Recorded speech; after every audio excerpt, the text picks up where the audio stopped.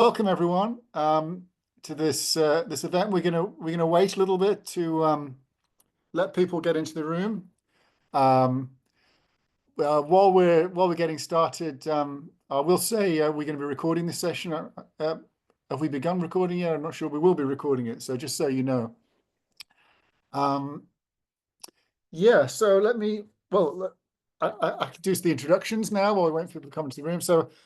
My name's Duncan Pritchard. I'm the director of the Centre for Knowledge, Technology and Society, which is hosting this lecture. It's an annual lecture devoted to the epistemology of education. And this year has a slightly different focus because, as I'm sure many of you will know, the campus-wide theme, UCI has a campus-wide theme every year. And this year, the campus-wide theme is the scholarly values. And so we specifically charged our speaker today to talk about the epistemology of education from that perspective of the scholarly values. So let me tell you a little bit about our speaker. Jason Baehr is Professor of Philosophy at LMU. He's ideal for this for a lecture of this kind because, like me, he works on on a certain way of thinking about education such that it's concerned with the cultivation of virtuous intellectual character. And he quite literally wrote the book on this topic. I would urge you to take a look at his wonderful book, Deep in Thought, Harvard Education Press, a couple of years ago, I think, which sets out in really quite comprehensive detail, I think, the whole project of what it is to educate for virtuous intellectual character.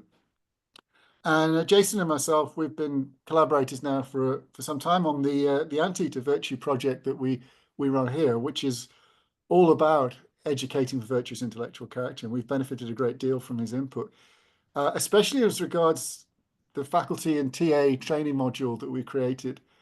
Some of you may have taken this. If you have, then you'll be very familiar with Jason, because he's the bulk of it is taken up with his with segments that he produced.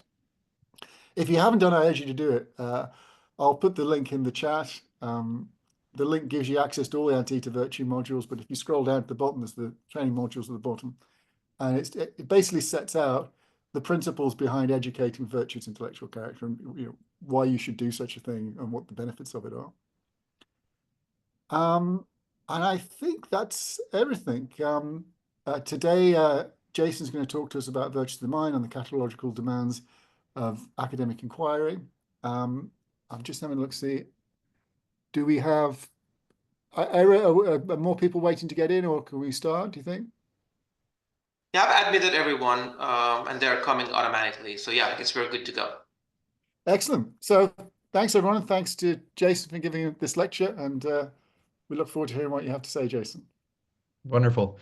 Thank you, Duncan. It's always a pleasure to interact. It's always exciting for me to see and hear what's going on at UCI in connection with the work that you and others are doing there.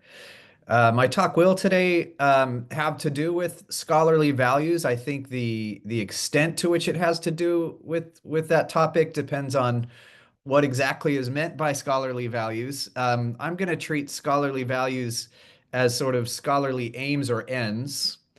And then I'll be talking about the characterological demands of pursuing those ends successfully and competently.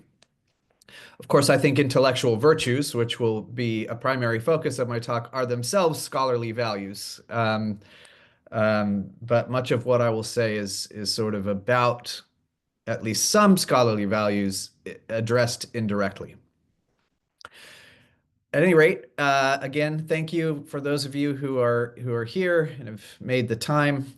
I'll start with a brief reflection on scholarly values, or the values that govern our scholarly work. So we might begin just by wondering, what are we after as scholars? What are we trying to achieve in our scholarly work and endeavors?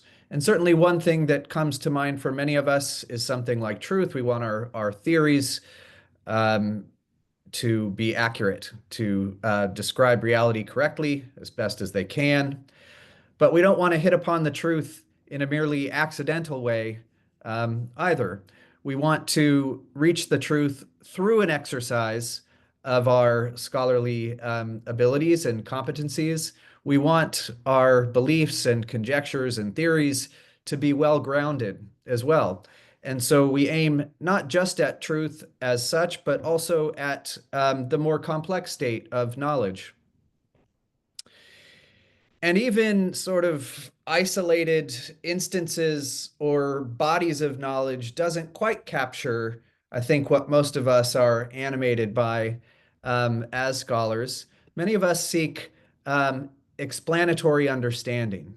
We want to understand our disciplines, our domains, our subject matters. And even then, I think we can go broader, and at least as an ideal, many of us are interested, to the extent that we can, in integrating an understanding of our subject matter with other subject matters. And then finally, for some of us, there's an aspiration or value to apply these theories, to apply this knowledge. So if we think of those as some of the kind of governing values at work in our scholarly lives, a natural next question then becomes, well, what does it take for us to be fit or well equipped or competent to pursue and achieve those values? And here again, various things come to mind. One, I think each of us needs a certain foundation of kind of background knowledge in our respective areas of expertise. One can't be a good philosopher, chemist, or psychologist without having a good deal of knowledge about those fields. In addition, it's important that to be successful in our scholarly practices, that each of us has a certain natural ability or aptitude for the work that we're doing. And then finally, it's important that we have certain disciplinary or domain-specific skills proper to our method or proper to our discipline or sub-discipline.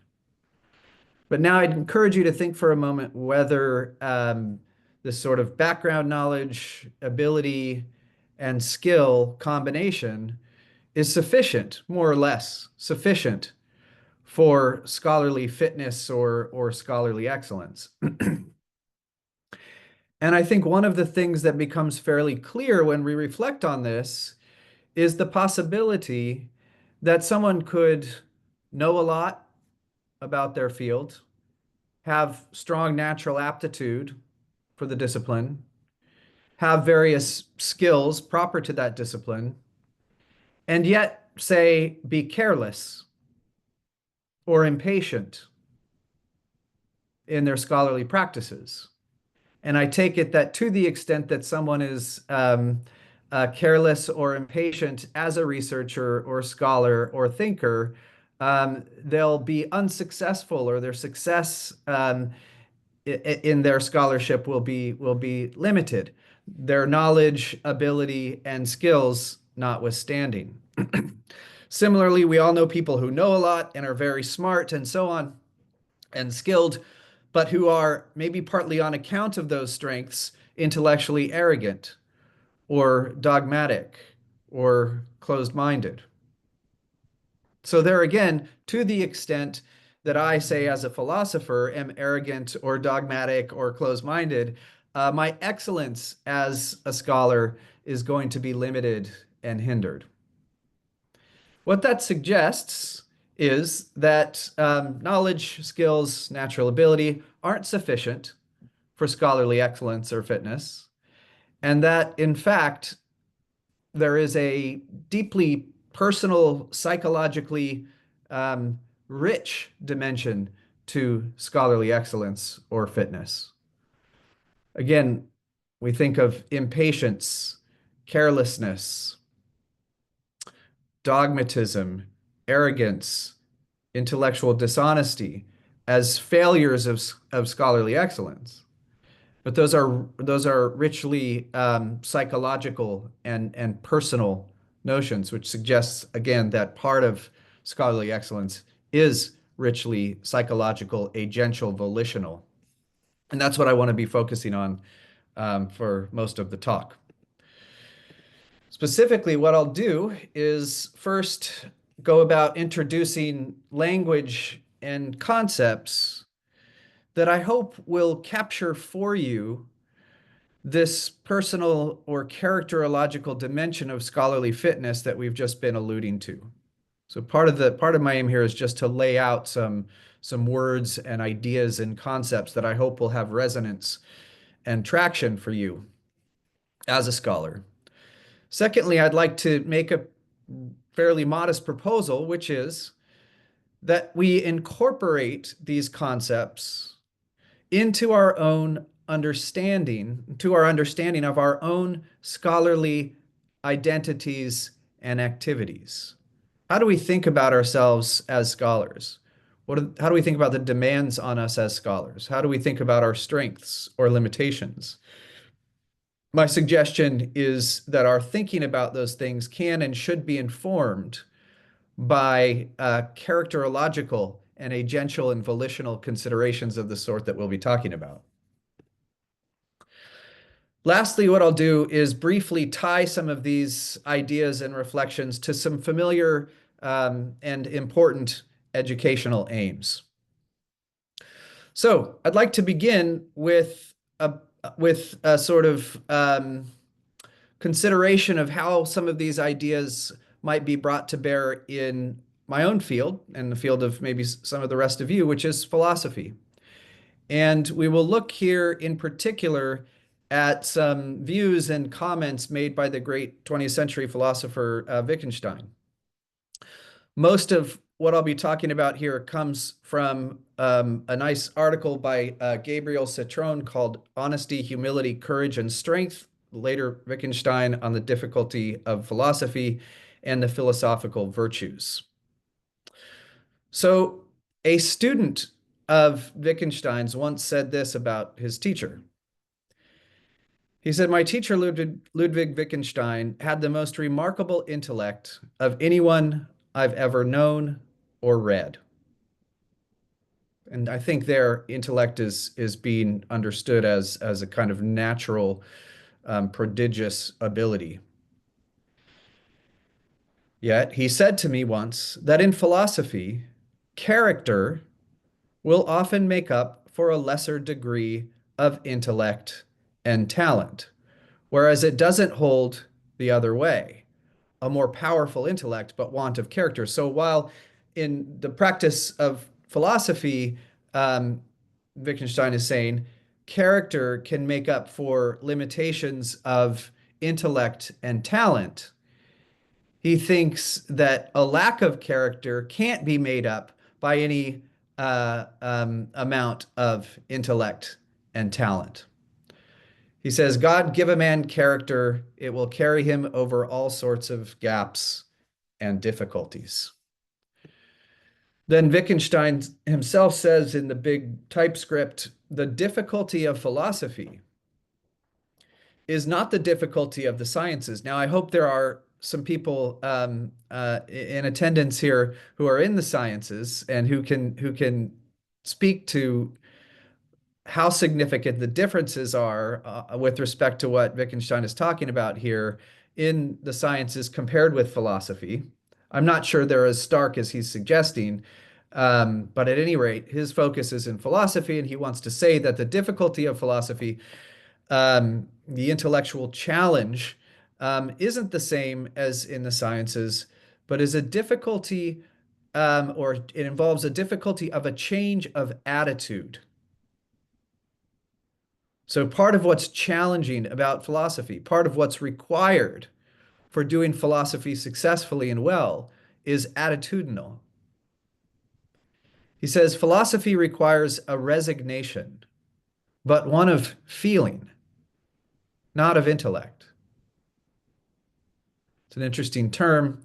What he might mean by resignation, maybe something like a kind of surrender.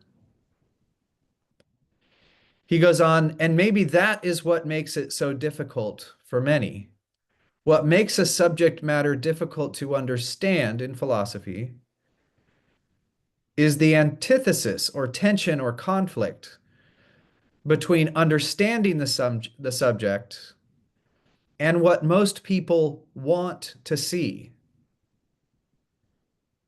There's a conflict between being able to see philosophically and understand on the one hand, and what one perhaps wants to see on the other.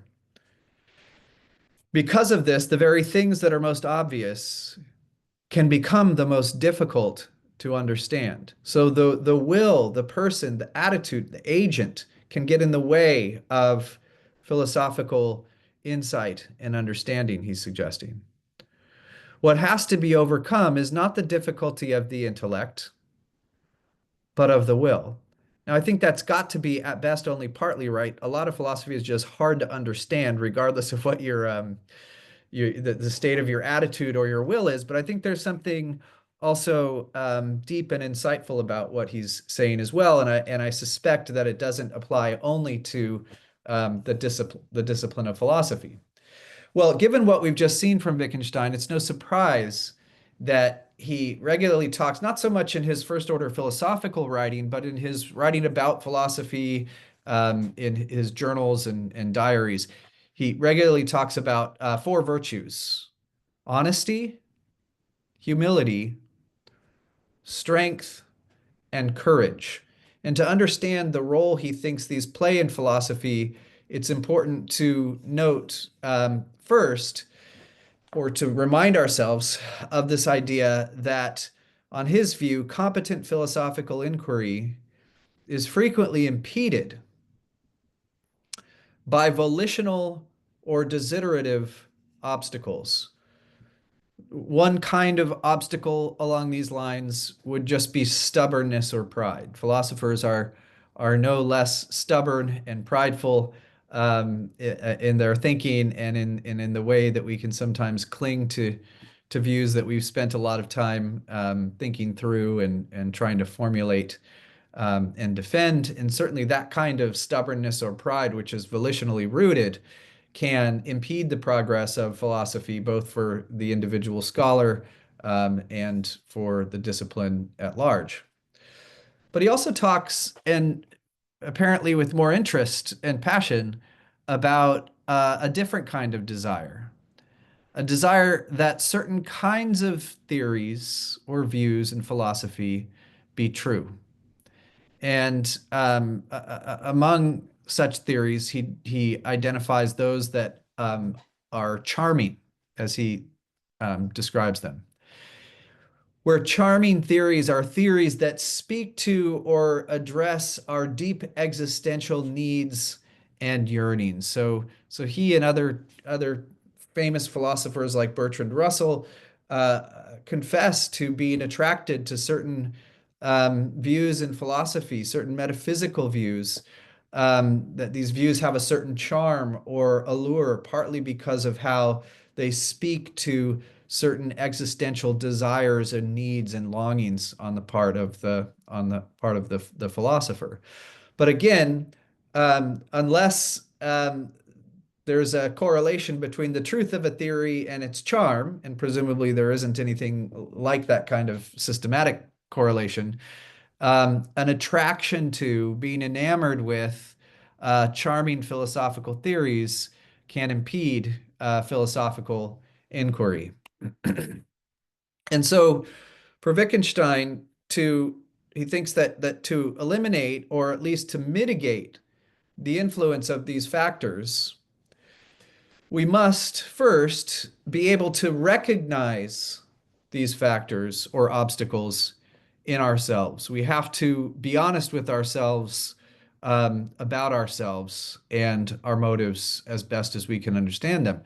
And that, he thinks, requires a kind of intense, rigorous self-examination and self-honesty.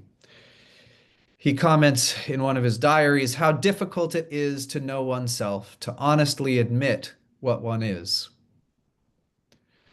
Elsewhere, he says, it is difficult to think, or even to try to think really honestly about your life, because thinking about these things is often downright nasty and difficult and unpleasant. And yet it's when it's nasty or difficult or unpleasant that it's often most important for us to think honestly about ourselves and our abilities, mistakes, motives, and other things that can get in the way of our efforts to pursue scholarly values. He makes the further point that given the sheer difficulty of honest self-knowledge or self-examination, an exercise of honesty often requires auxiliary or supplementary virtues such as humility, understood as a willingness to accept limitation and defect that one finds in oneself. I might be honest enough to recognize certain shortcomings of myself as a thinker or scholar, but be so resistant to accepting intellectual limitation that honesty just kind of evaporates. So we need humility. We also need what he describes as strength and courage. And interestingly, the distinction he seems to draw here is that strength refers to just a capacity to suffer and self-examination for limited, fallible cognitive agents like ourselves can be painful. But in addition to this capacity to suffer, we must also have a willingness to suffer unpleasant truths about ourselves or about our work or about our methods in the past or present. And so courage is needed as well. So humility, strength, and courage come in, as it were, at the service of the kind of honesty that he thinks is essential to the proper practice of philosophy. And they're important, of course, not only just for recognizing the truth about ourselves and our work, but also for either uprooting or more realistically mitigating the effect that our flaws and limitations have on our work and on our thinking. So it's not just a matter of a kind of honest internalized recognition of ourselves, but also a sort of ongoing willingness to regulate our thinking and our scholarship and our intellectual activity in light of honest self-knowledge and examination. So again, this is one way of thinking about how intellectual virtues, scholarly virtues, we might call them, are essential to inquiry and the pursuit of scholarly values.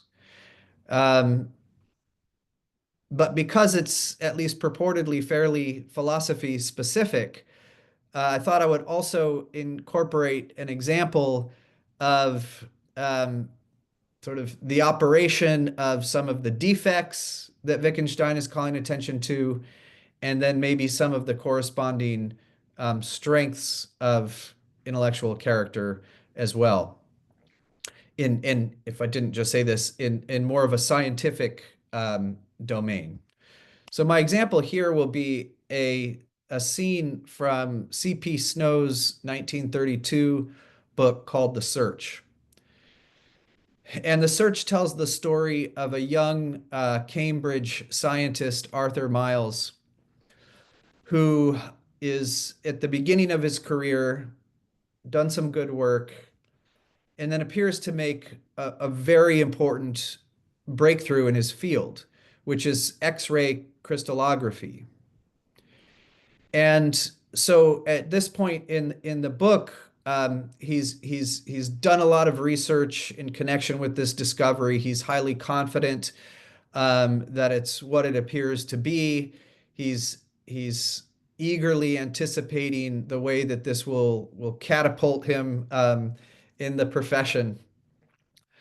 But he's doing some sort of last minute checking of some of the data and some of the slides that are central to his theory. And here's where we pick up, where he's reviewing some X-ray photographs. He says, there were 4 photographs left to inspect. I ran over the first. It was everything I expected. The structure was fitting even better than in the early experiments. And the second, I lit a cigarette. Then the third, I gazed over the black dots. All was well. And then, with a thud of the heart that shook me, I saw behind each distinct black dot another fainter speck. The bottom had fallen out of everything. I was wrong, utterly wrong. Now it's interesting. This is a moment of sort of self-examination and honesty on his part. And I invite you to pay attention to sort of like the movements of his own character.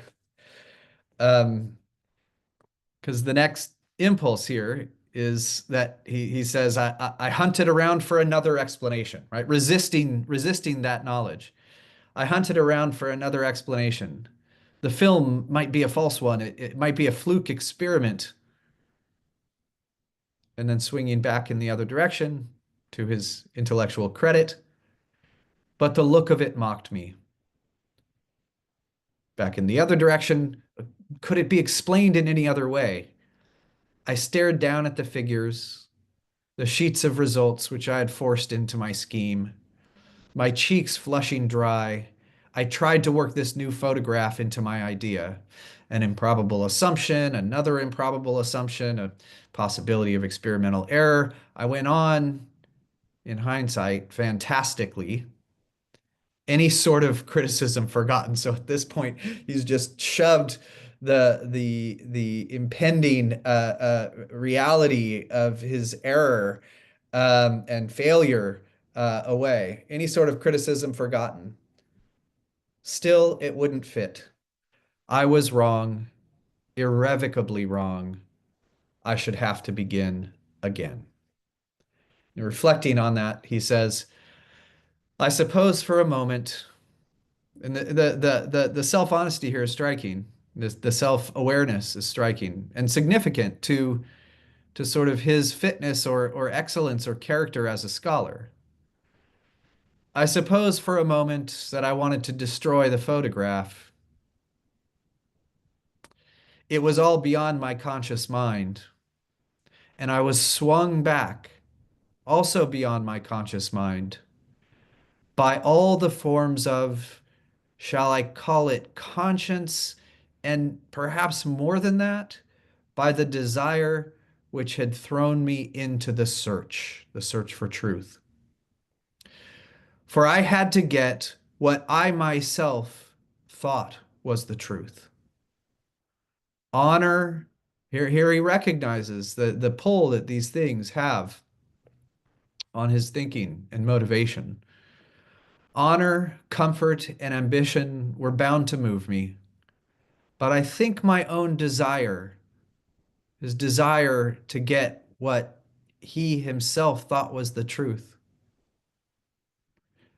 But my own desire went deepest, without any posturing to myself, without any sort of conscious thought. I love this last bit here. He says, I laughed at the temptation to destroy the photograph. Rather shakily, I laughed. This is a wonderful, very human picture of sort of the intersection of character and volition and agency on the one hand, and inquiry, scholarship, scholarly activity, an epistemic pursuit on the other. And I think it illustrates nicely both the importance of honest self-examination, a kind of humility, a kind of open-mindedness, certainly no small measure of intellectual courage as well. And I think we can recognize that, again, he's a better scholar to the extent that those virtues had some sort of presence and operation in his thinking. Okay, so to go back for a moment to the idea of scholarly fitness, what I hope seems reasonable enough to you at this point is that scholarly excellence makes significant agential or characterological demands on us as scholars. Scholarly excellence doesn't just make demands on our natural ability, how much we know, our proficiency at certain disciplinary skills. It also makes demands on who we are as persons, or at least on who we are as thinkers, inquirers, or scholars. And we can think then of what I've been referring to here as intellectual virtues, or you might call them scholarly virtues. We can think of these qualities as the agential or characterological attributes we need in order to engage in responsible and competent pursuit of scholarly values and ends. Now, what those qualities are exactly, how they're prioritized relative to each other, may vary from one discipline or sub-discipline to another, but I think we can all recognize that competent, responsible inquiry in our respective domains does make demands on our agency and volition and character. And so something I would like to just pause for a moment to invite you to do would be to first think for a moment about what are some familiar personal obstacles to successful and competent inquiry in your field? What aspects of human psychology, motivation, character can impede success and scholarly excellence in your specific domain? And I may have trouble seeing comments here, but I would see, maybe I won't, but I would be interested in if any of you would be willing to put something in the chat in response to that question. It might be nice for the rest of us to see. Anybody willing to make note of um, um, obstacles to scholarly success in your domain that are personal or agential or characterological in the way that we've just suggested?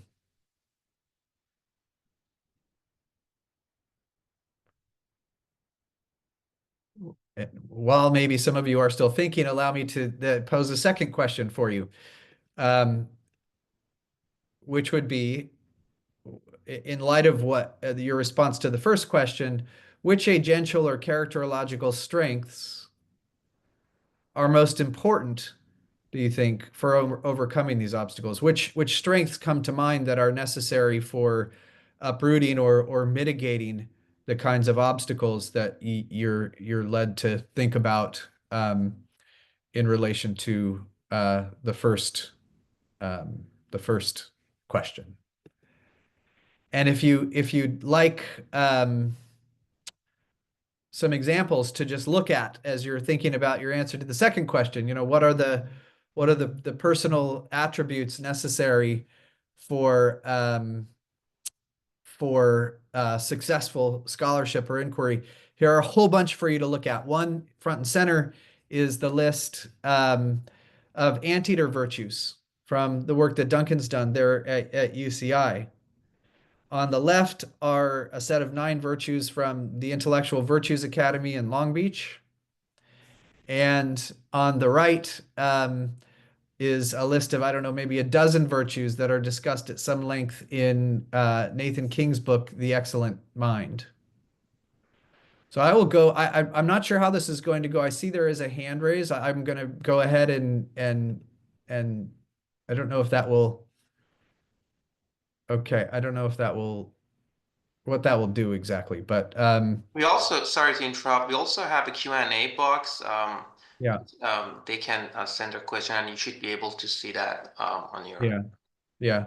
And I will leave time for Q&A at the end. If anybody has any immediate thoughts for in response to those specific questions, please feel free to share. But if not, we can certainly move on as well. Duncan, I appreciate your answer. Yeah, go ahead. Good. I just say you saw. I was just checking that you can see that. Yeah. So Yeah. people are wanting to type it down. That'd be great. Thank you. Yeah, Duncan's answer is a desire for recognition overriding a desire for truth, a desire for citations. Indeed. Another comment from in the Q&A is the idea of looking for a theory with charm speaks to me. Yeah, in engineering, tech-centered disciplines, there's also a desire to prove that something works that might pull away from what's actually true. That's an interesting conflict. Yeah, thank you. Okay, well, we can go ahead and proceed. There's another comment: competing resistance to technological change versus over-eagerness to adopt technological changes. Yeah. Another comment: a desire to be safe when the truth is threatening. Yeah, threatening and potentially a source of suffering. Hence the need for things like strength and courage. Another person has said, I struggle with organization, and this seems to reflect in my communication and thought patterns. That's an interesting obstacle that could have a kind of personal basis. Not all relevant obstacles will have a personal basis, of course, but we're trying to focus here on those that might.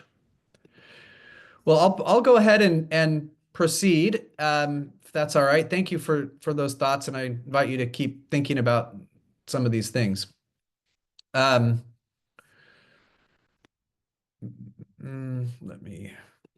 Okay.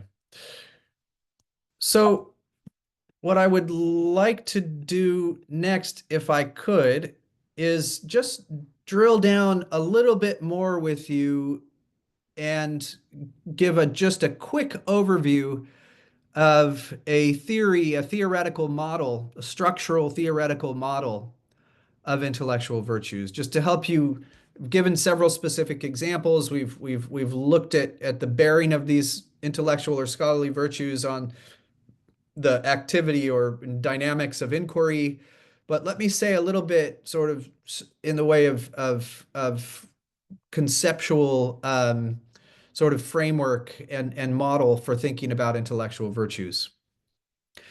And the view that I'm going to describe is significantly indebted to an existing account of moral virtue in the philosophical literature. So the philosopher Robert Adams has defended the view in a 2006 book called A Theory of Virtue that moral virtue can be understood as excellence in being for the good. Excellence in being for the good. And so on the one hand, the idea is, on his view, that persons with moral virtue are for the good, or for goods, as he sometimes puts it. But he's quick to observe that a person can be for a good in ways that are reckless or careless or thoughtless or incompetent. And to the extent that that's the case, they'll be deficient, presumably, in moral virtue. So moral virtue, on his view, is a matter of excellence in being for the good or goods. Now, it's interesting because at a certain point in the book, he does sort of gesture at philosophical goods and excellence in the pursuit of philosophical goods as potentially falling under the construct that he's identifying. And to my mind, at least, that what that suggests is a way that we might conceptualize intellectual virtues, and it's a way that he doesn't explicitly identify, let alone develop. But this is a view that I'm developed to some extent in other work and have a forthcoming manuscript on where it's explored in quite a bit of detail.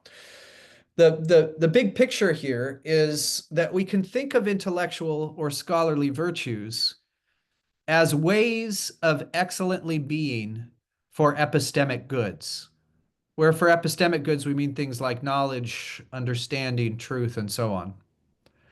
So you can think of qualities like open-mindedness, intellectual courage, intellectual humility, patience, perseverance, and the like. We can think about those as ways of being for knowledge and truth and so on, and being for those goods excellently. And what I think is plausible is to try to unpack that broad notion of excellently being for epistemic goods in terms of a four-part or four-dimensional structural model of intellectual virtues. And the first part of that idea is simply that intellectual virtues involve being for epistemic goods in respect of both a motivational and an affective dimension. So part of what it is to possess an intellectual virtue is to be for worthy epistemic ends or values. And that being for those things involves both a motivational and an affective dimension. On the motivational side, the idea is that intellectual virtues have their basis in, they are rooted in a desire or a related concern for or commitment to epistemic goods. They are, as one philosopher has put it, the character traits a truth-desiring person should want to have. If you desire the truth and you think about, well, what sort of person would I like to be in light of that desire, the suggestion is that you should be led in your thinking then to what we are calling intellectual virtues. But intellectual virtues also arguably, excuse me, have an affective dimension. My own view is that this dimension is not essential for sort of the bare or minimal possession of an intellectual virtue. But when intellectual virtues are possessed in their fullness, they also have an affective dimension, which means that intellectually virtuous persons, they delight in. They aren't affectively neutral, let alone annoyed or irritated by. They delight in and they experience other apt or appropriate affections in connection with virtuous intellectual activity and ends. These two dimensions are closely related, but they're not the same. One is a matter of what am I motivated by? The other, you might say, is what do I enjoy? What do I delight in? What do I experience other apt affections in connection with? So this is the being for epistemic goods part of what it is to possess an intellectual virtue. But again, as Adams shows us, someone can be for the truth and even enjoy being for the truth, but be for the truth in ways that are or betray incompetence, or even in ways that are foolish. And so to be for epistemic goods in a way that's truly virtuous is to be for them excellently. And here I want to suggest that we can understand the notion of excellently being for epistemic goods in terms of a competence and a judgment dimension of intellectual virtues. On the competence point, the idea is that each intellectual virtue has a characteristic skill or ability. So for instance, open-mindedness requires the skill or ability of perspective switching. Intellectual humility involves being capable of noticing and owning one's intellectual limitations and mistakes. The virtue of curiosity or wonder requires the ability or skill of asking thoughtful questions. And the virtue of courage requires a kind of competence at taking intellectual risks. However, intellectual virtues also involve a closely related judgment dimension. So to possess an intellectual virtue like intellectual courage, open-mindedness, curiosity, one must also possess good judgment about when, how, for how long, in what way, or toward what persons or ideas to deploy their virtuous competencies. So if I possess the virtue of open-mindedness, it's not enough just that I can effectively perspective switch and I can take up alternative points of view. I need to have good judgment about when to do that and when not to do it, to what extent to do it and or not, to a good judgment about what ideas I should be open-minded to and what ideas maybe I should not be open-minded to, or how to be open-minded from one situation to another. Judgment is required for the proper or virtuous deployment of one's epistemic competencies. Okay, so again, the big picture here is that intellectual virtues are ways of excellently being for epistemic goods. And so they involve being motivated by knowledge, truth, and understanding. They involve enjoying the process of inquiry and discovery. But they also involve a kind of competence or ability. And they include having good judgment that regulates the use of that competence and ability and puts it in the service of one's epistemic aims and goals or desires.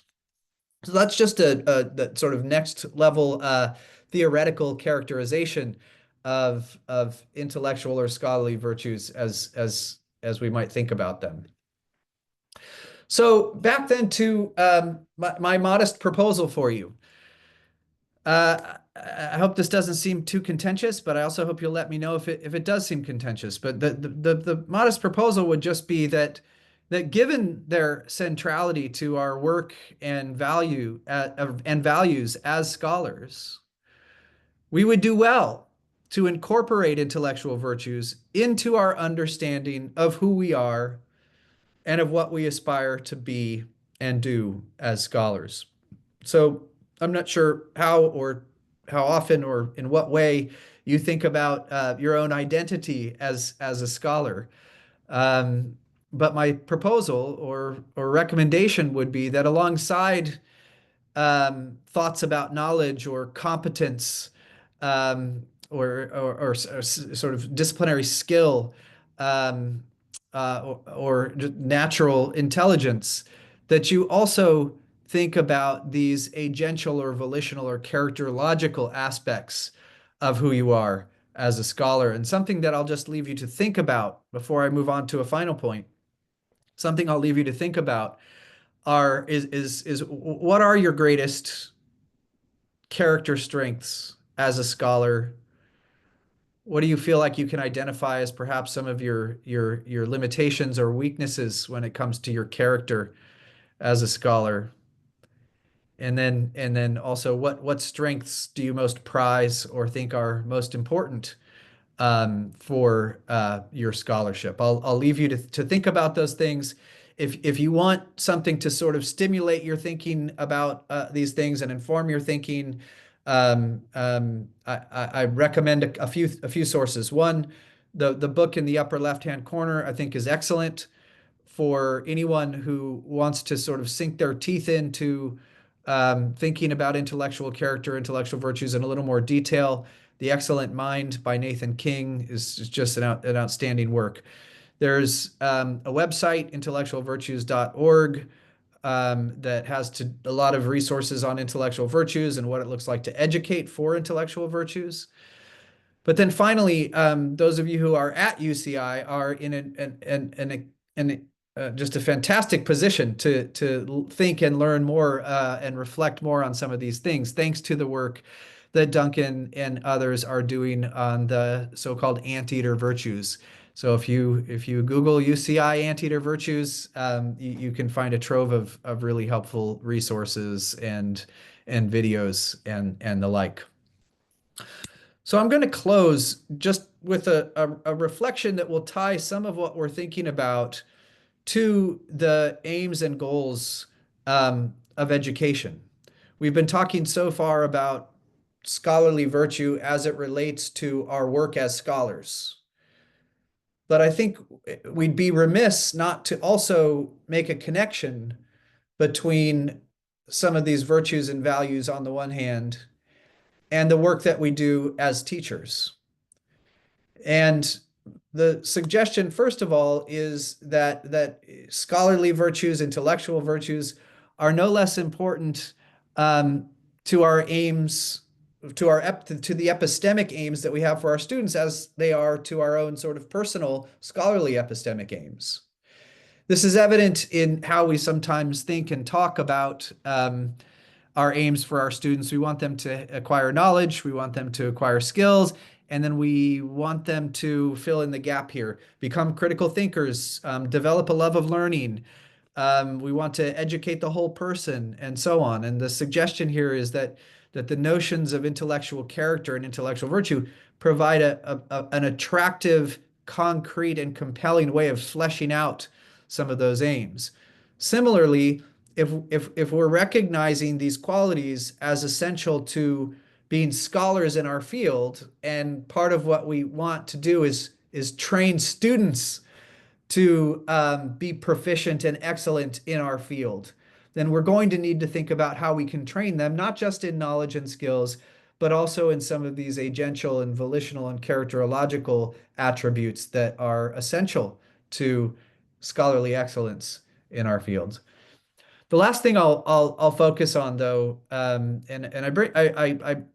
I'm bringing this in partly just because of the holiday on Monday, but I also think it's quite compelling. Many of us think that an education and the work we do with students should have an effect, a favorable effect on who they are as citizens. And that, again, is an idea that sort of makes sense and is attractive in theory, but that we don't often give a lot of flesh to or think in much detail about. And I think that here again, to the extent that being a good citizen, and even the aspects of being a good citizen that are broadly ethical or moral, a concern for peace, a concern for human rights, a concern for justice. I want to suggest that a concern with our students' intellectual character formation puts us in a good position to support them vis-a-vis some of these other aims. And to illustrate this point, I want to share several comments, and then I'll close, but I want to share several comments from Martin Luther King Jr. And these come from a couple of different essays from a compilation of his titled The Strength to Love. So he's talking in this first essay called Love in Action about what the sort of what the advocacy for justice requires of ordinary citizens. And he comments that sincerity and conscientiousness in themselves are not enough. History has proven that these noble virtues may degenerate into tragic vices. How so? Well, nothing in all the world is more dangerous than sincere ignorance and conscientious stupidity. So sincerity and conscientiousness, when combined with ignorance or stupidity, can degenerate into tragic vices. He says as well, modern man is presently having a rendezvous with chaos, not merely because of human badness, think of that as a moral category, but also because of human stupidity, an epistemic category. If Western civilization continues to degenerate until it falls hopelessly into a bottomless void, The cause will be not only its undeniable sinfulness, but also its appalling blindness. And if American democracy gradually disintegrates, it will be due as much to a lack of insight, an epistemic category, as to a lack of commitment to right. Finally, he says, one day we will learn that the head can never be totally right if the heart that the heart can never be totally right if the head is totally wrong.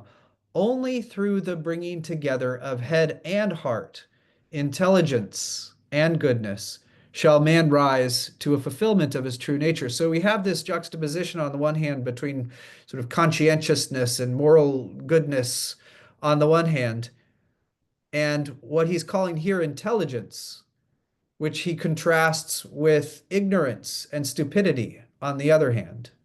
So it'd be interesting to know what exactly does he mean by intelligence? Does he mean something like IQ or sort of natural intelligence or natural intellectual ability? Or given his remark about ignorance, you might think he means like just knowledge. What we need to make sure our citizens are properly educated in that sense. Well, he spells out in greater detail what he means by intelligence, and it turns out that he means something very close to what we've been describing as intellectual character or intellectual virtue. He says, when talking about what intelligence is, neither is this to say that one must be a philosopher or possess extensive academic training before he can achieve a good life. So that's not what he means by intelligence. I know many people of limited formal training who have amazing intelligence and foresight. The call for intelligence is a call for open-mindedness, sound judgment, and love for truth. It is a call for men to rise above the stagnation of closed-mindedness and the paralysis of gullibility, those being paradigm intellectual vices. One does not need to be a profound scholar to be open-minded, nor a keen academician to engage in an assiduous pursuit of truth. So intelligence is essential to even the ethical and moral dimensions of good citizenship. And intelligence involves something like open-mindedness and a love of truth. Finally, in an essay titled "A Tender Mind and a Tough Mind and a Tender Heart," he contrasts what he calls soft-mindedness with tough-mindedness. And I think tough-mindedness, again, is a kind of intellectual virtue very much on par with what we've been talking about. He says, few people have the toughness of mind to judge critically and to discern the true from the false, the fact from the fiction. Notice that that's an agential attribute, characterological, psychological attribute, toughness of mind. Our minds are constantly being invaded by legions of half-truths, prejudices, and false facts. One of the great needs of mankind is to be lifted above the morass of false propaganda. And finally, there is little hope for us until we become tough-minded enough to break loose from the shackles of prejudice, half-truths, and downright ignorance. The shape of the world today does not permit us the luxury of soft-mindedness. A nation or civilization that continues to produce soft-minded men purchases its own spiritual death on an installment plan. I hate to end on a sober note, but I think it's no less true today than when he was saying these things. And again, the big picture being that this notion of scholarly character, scholarly virtue is important for us as scholars in our pursuits, for us as teachers, both vis-a-vis the epistemic aims that we have for our students, but also some of the broader ethical or moral or civic aims that we have for them as well. So thank you very much. And I'm going to stop sharing, and I'll look forward to hearing your thoughts and questions. Thanks. Thanks very much, Jason. That was excellent. Jason was being far too modest there when he was listing resources. He should have also listed his own book. But I put the link to that in the chat, so I hope you'll check that out. So here's how we're going to do the Q&A. I'll ask the first question to give people a chance to think about their questions. I see we've got one already. You can either post your question in the Q&A. One person's already done that, and then Jason can answer it. Or the other alternative is put your hand up, and then we can bring you onto the panel, and then you can ask your question yourself. So either way is fine with us. Okay, so here's my question. Sorry. Yeah. No, you go ahead. Music to my ears, the conclusion, right? No problem with that. I'm not surprised to hear that. Yeah. I push a very similar line myself. My anxiety, and I hesitate to get into this because I can see that we have people in the attendees from all different academic backgrounds here today, which is really good. And I don't want to get too much into the philosophy, but I do have an anxiety about using Wittgenstein in this context. Okay. I mean, he's one of my heroes, as you know. So it's not that I don't think he's an intellectual exemplar. I think he is. And he does certainly have certain virtues, which I think are relevant here. But I think there's two interrelated reasons to be a bit wary of Wittgenstein as an example. The first is quite philosophical. I think it relates to, you mentioned the difficulty of philosophy. The difficulty of philosophy for Wittgenstein, I think, is a product of what he thinks the role of the philosopher is. Cavell writes, I think, very convincingly about this, that what's required of us is to properly describe our actual practices. And this is actually turns out to be a surprisingly difficult thing to do. This relates to the fact that, and you adverted to this in your remarks, that for Wittgenstein, that which is most obvious is also in a certain sense hidden from us. It's not hidden in the sense that anything's in the way. It's hidden because it's just right there in front of us. We can't see it, as it were. And what that means, and Cavell talks about this, is that in order to see it requires a certain kind of estrangement from our ordinary practices. And then when we do get to see the ordinary, we see it as something uncanny, right? In the sort of Freudian sense, it's spooky, it's disturbing. And so the practice of doing philosophy is hard because what we need to do in order to do it well, to see our way out the fly bottle, as he says, is to see something which is hard to see. But also in the seeing of it requires a kind of alienation, a kind of estrangement, which is disturbing and problematic for us. Now, and this relates to a second point, which is, Wittgenstein's an exemplar, I think, an intellectual exemplar, but I think he's an intellectual exemplar in the sense of being a saint rather than being a virtuous. So often in their ethics, people make this distinction. Virtuous people are well-rounded people. They live good, flourishing lives. Saintly people, well, we admire them, but they don't usually live flourishing lives. They live hard lives. A little extreme, because they're virtuous, like extreme along one axis. So it's a different kind of admiration for them we have, and I think these 2 points relate together because I think Wittgenstein's saintly. He didn't live a flourishing life. He had a hard life. I don't want to be Wittgenstein. His life, it was a tough life. When I think of intellectual exemplars, I think of someone like Ernie Souza. We both know who is a good man, wise, and admired by all, and so on. And he's led a good life. So I think maybe the case of Wittgenstein, for those two interrelated reasons, might not serve your purposes as well as it could. No, I appreciate that, and really, though I think I did. My intention was not so much to present him as an exemplar, as much as to just note what he said about the importance of some of these virtues and how because I think you're right that if we think about him as a person, even just as a scholar, like you said, there is an intensity and a kind of extremity to his commitment and to his practices that I wouldn't want to hold forth as the thing to aspire to. So I appreciate that, and it's helpful for me to rethink a little bit of how I'm packaging some of this. But I think I take it you're not taking issue with what he has to say about the importance of honesty and courage and strength and humility, which is the main thing I wanted to. It's just I suspect that for him, the austerity, the difficulty, the alienation, the austerity, the misery. That's what being a philosopher is. If you haven't got that, then you're not doing it. The suffering. He's not kidding when he talks about suffering. Yes, that's right. Yeah, thanks. Okay, so we have well, we have a question. Let's go for it. Can you see the Q&A?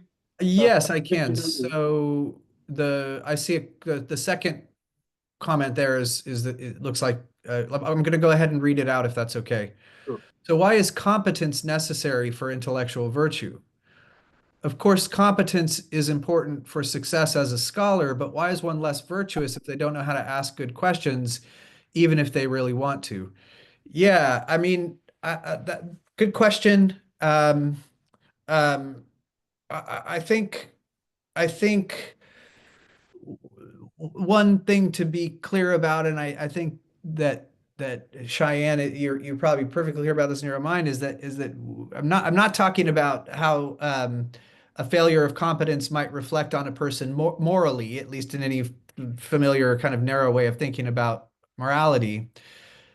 But I do think, I mean, if you imagine someone who wants to be open-minded, but just consistently finds themselves unable to actually consider other people's points of view, then I think it would be wrong to say that that person's actually open-minded, let alone virtuously open-minded.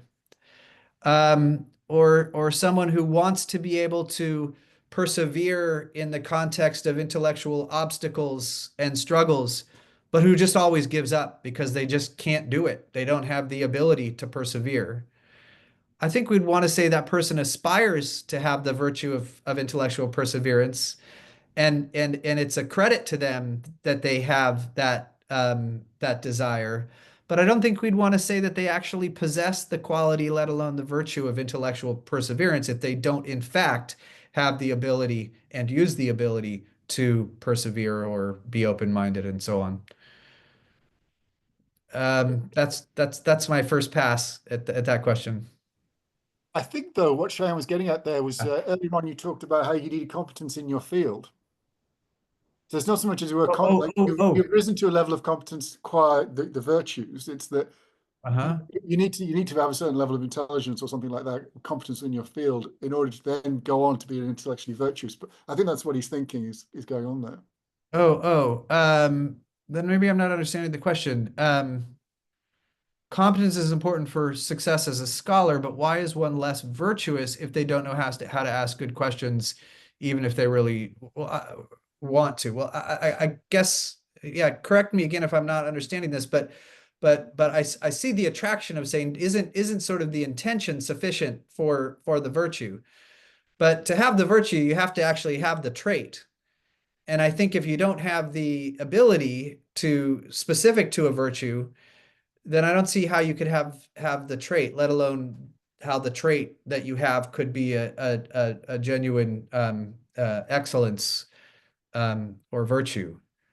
So, Um, he, yeah, Cheyenne, if you want to come in and let me know if I've got you right, I mean, maybe he's yeah, thinking something like this, like, yeah. could I be a lousy philosopher? You know, Mhm. that's my profession. I'm a scholar, you know, but Yeah. I'm a lousy philosopher, right? You know, Okay. I'm always, you know, got the wrong views, mess things up, bad Yeah. resources, whatever. But nonetheless, could I not be intellectually virtuous? I think that was the thought.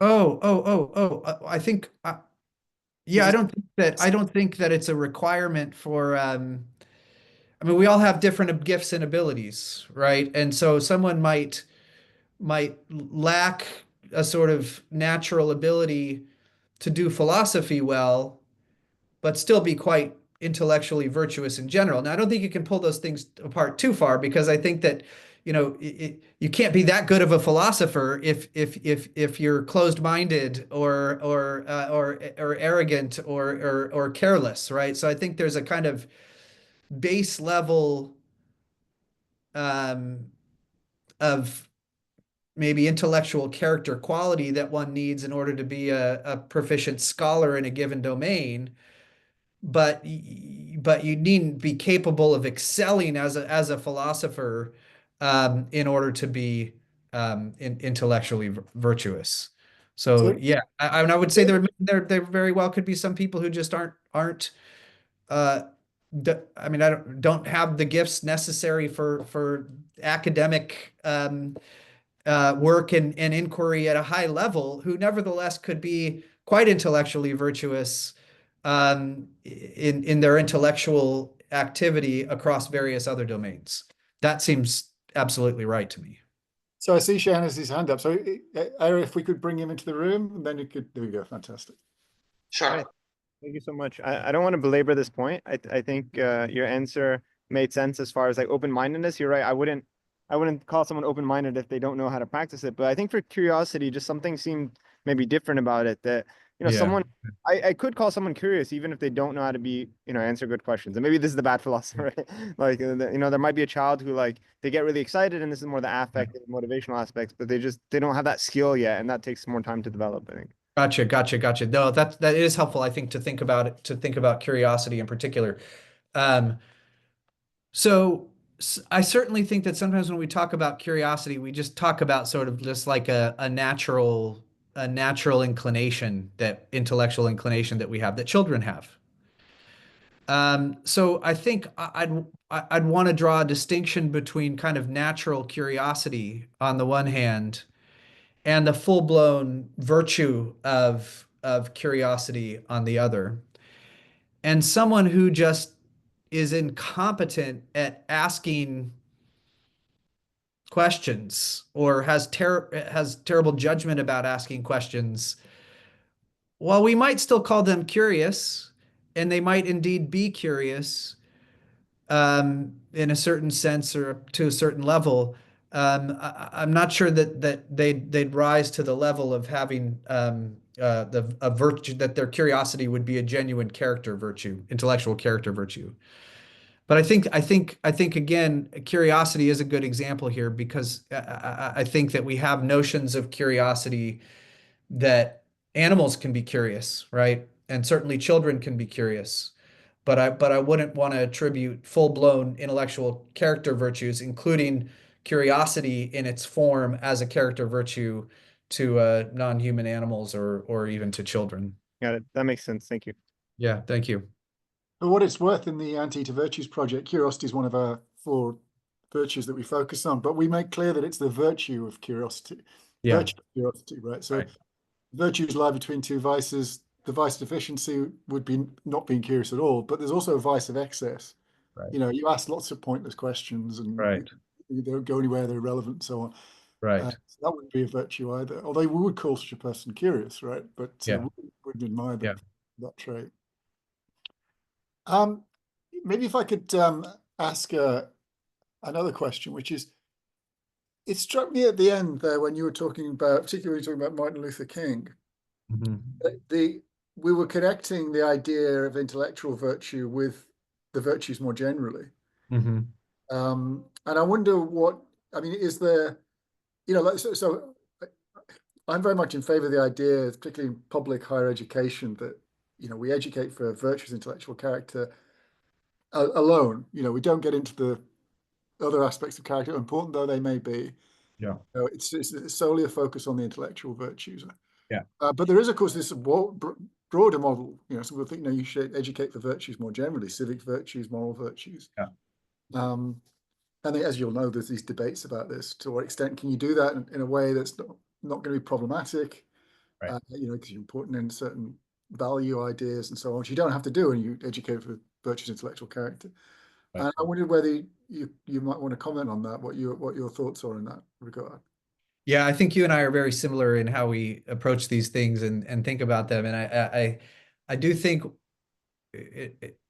one of the really nice things about the construct of intellectual character in an educational and pedagogical context is that it's a way of doing something like character education. It's a way of caring about the student as a person and their formation as a person and their development as inquirers and critical thinkers, that's deeply consonant with the business of academic teaching and learning.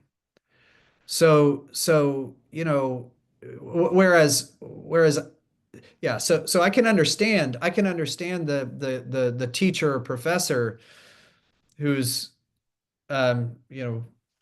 thinking about the prospect of teaching for character, who says, look, my job isn't to teach them what kinds of people to be, or how to be kind or compassionate or generous.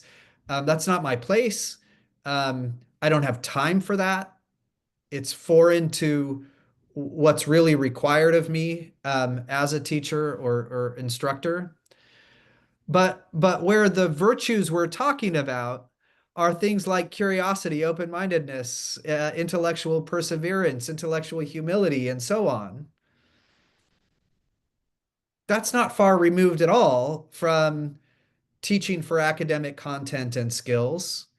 And it's not far at all from how most of us understand our aims, or at least aspirations, as teachers. We don't merely aim at generating knowledge and skills. At least many of us don't. That we do want to have some further kind of impact and formational influence on our students. And I think the notion of intellectual character and intellectual virtues is a way to do that can just be deeply integrated with the kind of bread and butter things that we care about. I'll also say, like, from a values standpoint, yeah, if you're talking about moral virtues, then questions arise about which virtues are we talking about and why those, and so on. Whereas I think that if you think of knowledge, say, as a value, and you think that the acquisition of knowledge makes demands on our agency and character,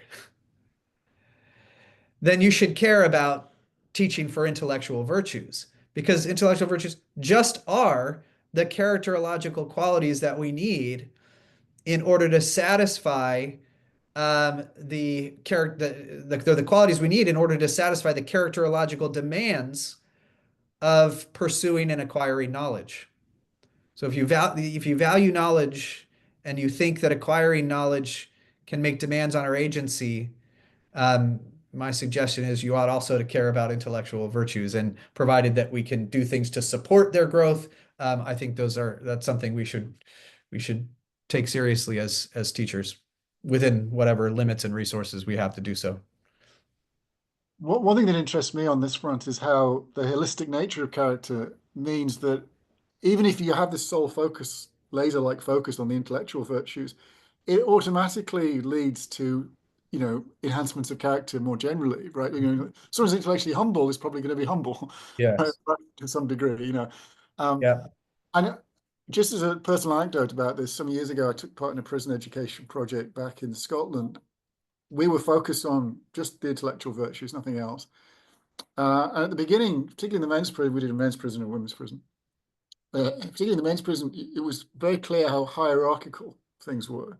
Some people get to speak, some people don't get to speak, some people are listened to, some people aren't listened to, and so on. But as we progressed through, we saw a radical change. By the end, everything became very flat. The hierarchy disappeared. People listened to each other. I think people genuinely started to care more about each other. They were more interested in what other people had to say. So, we used to set them these critical thinking tasks to see how they were getting on. At the beginning, they just didn't do it. The point wasn't for them to solve them, it was to see what they did to try to solve them. At the beginning, they just, if they did anything at all, it was at an individual level. But by the end, they were highly collaborative, and they were accurately describing other people, coming up with strategies and accurately describing other people's strategies, so working together. And I thought this was fascinating how, because we hadn't even thought about character in general, but we were seeing how these more general traits were being cultivated just by focusing on the intellectual virtues. Yeah, that's great to hear, and not at all surprising. I mean, as you just illustrated, intellectual virtues don't bear merely on a solitary inquiry. Learning, now the pursuit and transmission of knowledge is largely social. And so it matters how we are to each other as interlocutors and co-inquirers, and virtues like intellectual humility, open-mindedness, have a very strong social application and bearing that lends itself, as you say, to sort of broader ways of relating to each other. I'll say too that in my experience with schools and with the Intellectual Virtues Academy, we've found that very much to be true. And it goes both ways, both that sort of a concern with intellectual character formation brings with it some sort of broader ethical concerns, you might say. But then also we found that for students to be open to the kind of active risk-taking and sort of intellectual engagement that we're calling them to, they need to feel safe and they need to feel supported. And so a certain sort of like moral preconditions, ethical preconditions, social preconditions have to be in place in order for students to kind of rise to some of the intellectual challenges and levels that we're calling them to. Thank you. And I think we do have one other question to come in the Q&A, essentially asking if, we're talking about agency, characterological, asking whether this is really philosophical psychology. I don't know if you want to comment on that. That could be our final question. Sure. I think it's very much, I mean, virtue theory. I don't think you can talk about virtue ethics, or at least significant parts of virtue epistemology, these parts included, sort of apart from, outside at least a broad umbrella of philosophical psychology. Absolutely. And I'm going to squeeze in one more from Yeah. Brakensmeyer. I don't know, can you see it there? Very interesting. This relates, by the way, Cheyenne and myself have a project going on now looking at intellectual virtues and AI.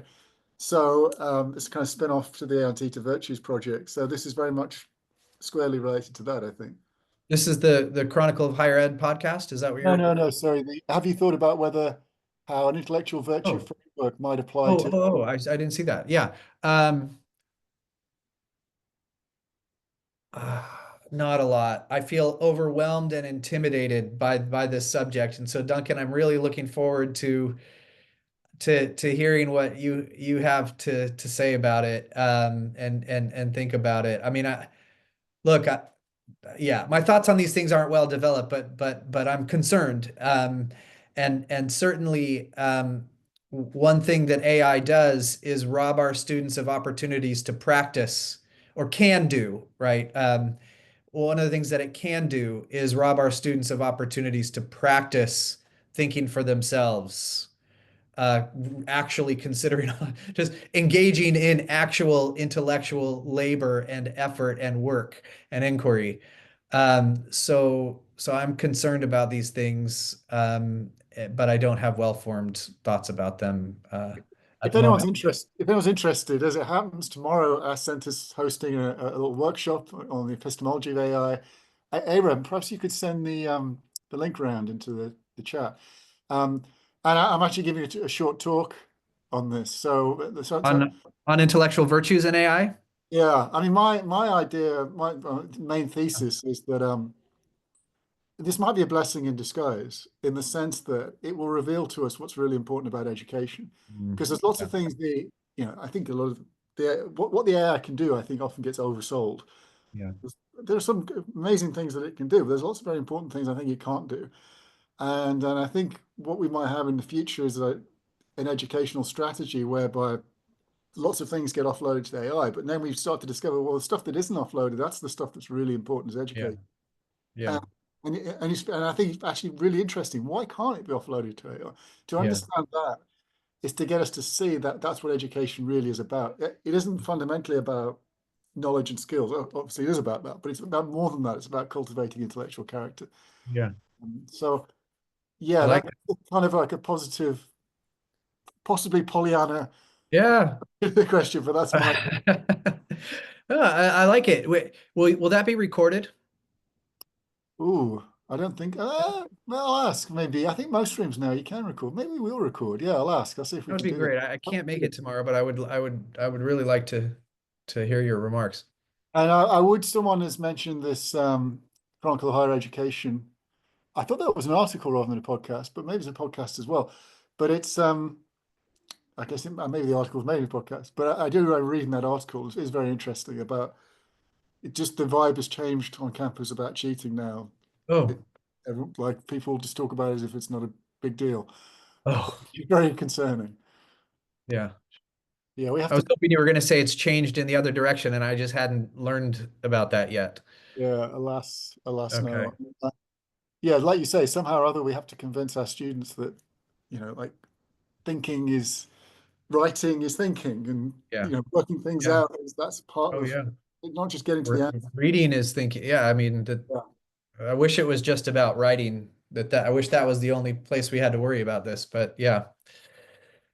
Yeah. Well, and Okay. thanks. I see a couple comments about being, and there was a question about articles on the topic of epistemic being. And I think the person is right to use that language, even though that's not the language that usually gets employed. Though a distinction between sort of acting and being, which I take it is the idea, is certainly central. So Duncan, I don't know, what are your thoughts about journals that include articles on epistemic being, or I guess you really just epistemic virtue? Yeah, I don't know. I mean, there obviously there are journals devoted to epistemology and Yeah. episteme, and then there's journals devoted to education and philosophy of education. So Yeah, it's not really journal specific, but there's certainly a lot to be found in the philosophical journals. okay, so we've come to the end of our time. I'd like to thank everyone for coming along, and a special thank you to Jason for that really excellent talk, which gave us all lots to think about. So